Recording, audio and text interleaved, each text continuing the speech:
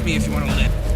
You just don't turn it off! Heartbreak Ridge was released in 1986, directed by Clint Eastwood and starring Clint Eastwood, Marsha Mason, and Everett McGill. Hard-nosed, hard-living Marine Gunnery Sergeant Tom Highway clashes with his superiors and his ex-wife as he takes command of a spoiled recon platoon with a bad attitude. What's going on, everyone? Welcome back to the channel. My name is Jason. You're watching Backtrack Cinema, and this is my review of Heartbreak Ridge from 1986. This is one of the ones I do remember growing up as a kid, just like Outlaw Joyce Wales my dad had all the time. I think it's one of these movies where the entertainment is in the character. What Clint Eastwood brings to this gunnery sergeant, you know, is just a very colorful character, hard-nosed, hard-living. He's a character who's made a mess with all his relationships. He's got to take this squad of undisciplined rejects, basically, that no one wants to train, and he trains them up, and then they see real battle and a real war at the end of the movie. You see how he takes all these misfits and makes them into something. I do like that. I do like the progression of that. And then we have a subplot of him trying to patch things up with his ex-wife as also. So it's nothing new we haven't seen before. We've seen lots of movies like this before, we could all agree, but Clint Eastwood just brings that it factor to me. He brings that charisma. You're just attached to this character, right? So the movie starts off with, you know, Clint Eastwood, this gunnery sergeant. He's in some kind of drunk tank, jail for a night, whatever have you, for disobeying a direct order. I don't know, something like that. And then he gets into this fight in jail. And then they send him back home to the U.S. where he takes on a command of these rejects. And these rejects are led by Mario Van Peebles' character, who plays Stitch Jones, who's this rock star and everything like that.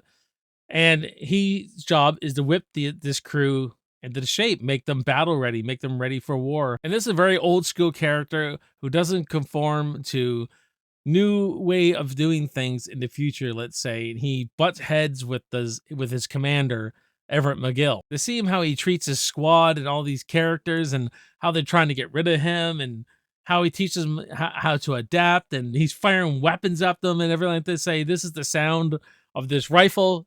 Get used to this sound. This is what your enemy will be shooting at you. So all the big chunk of the movie is them getting these guys into shape. Colorful metaphors that Clint Eastwood uses in this, it's priceless, and that's where a lot of the entertainment lies. And I've drunk more beer and pissed more blood and banged more quiff, busted more than all you numbnuts put together. You couldn't take care of a wet dream. Your ass is mine. But you also see that they're just not numbers to Clint Eastwood.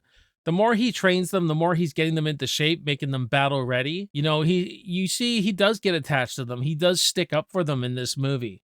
And right at the end, where they're in a real battle, they're in a real war, you know, he is proud of them. He's proud of what he's accomplished. You know, it's almost like in First Blood, you know how Trotman was so proud of Rambo and what he made that into? Not as much like that, but they almost become like this little family.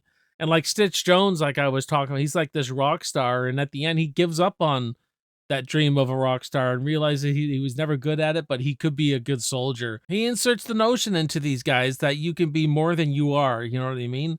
And I think that's a pretty fantastic arc for them. It's a fantastic arc for Clint Eastwood. You know what I mean? Because his squad is the best because of the way he trained them, how hard he was on them.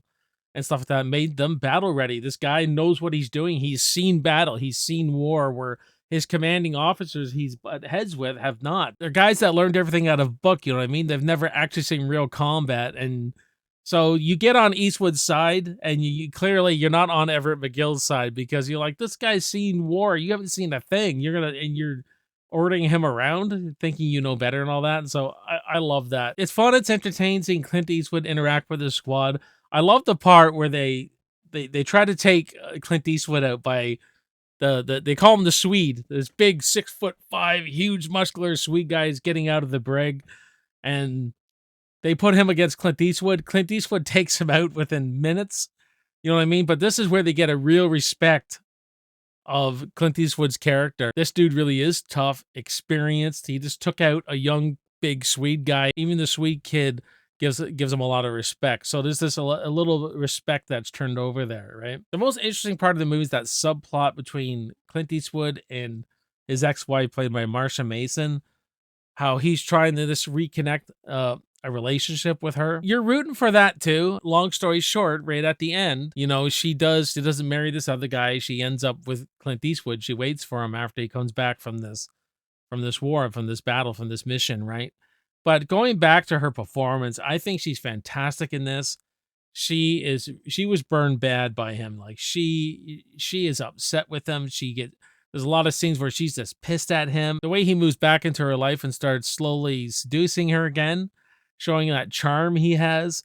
There's one scene where she just snaps at him and she goes, "You flanked me, you bastard," and everything like that. What the fuck are you talking Gave about? up the old frontal assault and tried to out goddamn flank me. Well, I am on to you, Highway, and I want you out of here right now. Oh, Jesus Christ. She throws him out of his house and he starts cracking beers open and he says this. This is the craziest it's always been, for Christ's sake. It's a great moment, and I just love the conflict. I love the performance by Marsha Mason. She's fantastic, showing that real vulnerable side, but also showing that she's fierce, that she's not going to be, you know, have her heart broken again. And she's, you know, she's upset that he was never there because he was always fighting wars and all that kind of stuff. And Clint Eastwood always gets great actresses to play off him. And I think this is one of the highlights of the film for me with her. I just love her performance in this. Really brings a reality and really makes both of them really make you engage with this relationship and make you care. I love that about this film. I don't want to forget the way this movie opens with this old war footage that's all in black and white, and there's this great military music pumping through it.